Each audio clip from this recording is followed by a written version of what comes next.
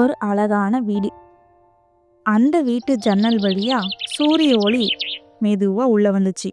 அந்த ஒளியோட சேர்ந்து 8 வயசு அணுவோட சந்தோஷமும் வந்துச்சு. ஏன்னா இன்னைக்கு அணுவோட பர்த்டே. அவளுடைய கண்கள்ல உற்சாகம், இதயத்துல எதிர்பார்ப்பு, தன்னுடைய பர்த்டேவை கொண்டாட போறன்ற ஒரு எக்ஸைட்மெண்ட். அந்த வீட்டில் மற்றொரு மூலையில் அப்பா வேலைக்கு கிளம்பிட்டு இருந்தாரு. அனு அப்பா கிட்ட, அப்பா இன்னைக்கு ஈவினிங் சீக்கிரமாக வீட்டுக்கு வந்துடுங்க, என்னுடைய பர்த்டேவை கொண்டாடணும்னு சொன்னான். அப்பாவும் சரிதா செல்லம், கண்டிப்பாக வந்துடுறேன்னு சொன்னார்.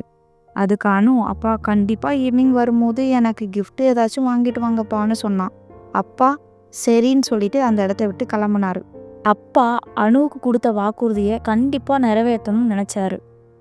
அது மட்டும் இல்லாமல் இந்த பிறந்த நாளை அவள் மறக்க முடியாத மாதிரி மாற்றணும்னு நினச்சாரு.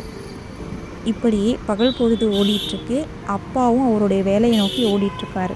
ஏன்னா அணுவோட அப்பா டெலிவரி ஜாப் பார்க்குறாங்க.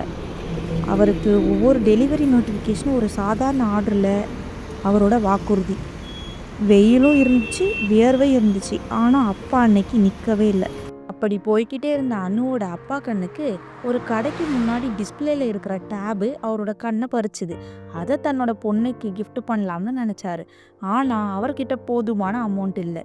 ஸோ எக்ஸ்ட்ரா வேலை செஞ்சு அணுக்கு கிஃப்ட் ப்ரெசென்ட் பண்ணலாம்னு யோசிச்சாரு. அன்னைக்கு ஈவினிங் மழை வர மாதிரி இருந்துச்சு. இருந்தாலும் எக்ஸ்ட்ரா ஆர்டர் எடுத்து டெலிவரி பண்ணாரு.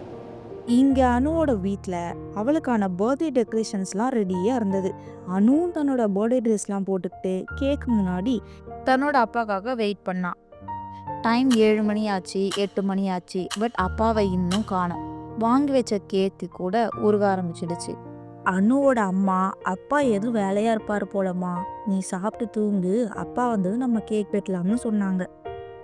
வீட்டு வெளியும் இருள் சூழ ஆரம்பிச்சிடுச்சு. ஒரே மழை வேற.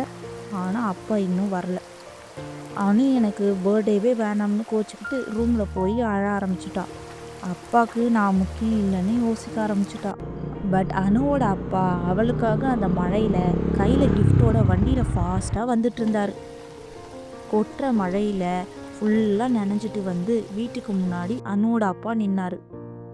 ஆனால் அவர் மேலே கோபமாக இருந்த அனு அவர்கிட்ட பேசவே இல்லை.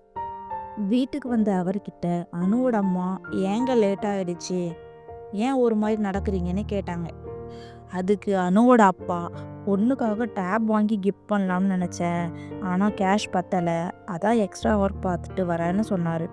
வர வழியில் மழையில் ஃபாஸ்ட்டாக வந்ததுனால பைக்கு ஸ்கிப் ஆகி காலில் அடிபட்டுருச்சுன்னு சொன்னார். இதை மறைஞ்சிருந்து கேட்ட அணுக்கு ஒரே கஷ்டமாக போச்சு. எனக்காக அப்பா இவ்வளவு கஷ்டப்படுறாருன்னு நினச்சி ஃபீல் பண்ணி அழுதா. அப்பா கிட்ட சாரி கேட்ட அனு, அப்பா எனக்கு கிஃப்ட்லாம் வேண்டாம்ப்பா, நீங்கள் தான் முக்கியம்னு சொன்னான். இனிமே சேஃபாக வீட்டுக்கு சீக்கிரம் வாங்கப்பான்னு சொன்னான்.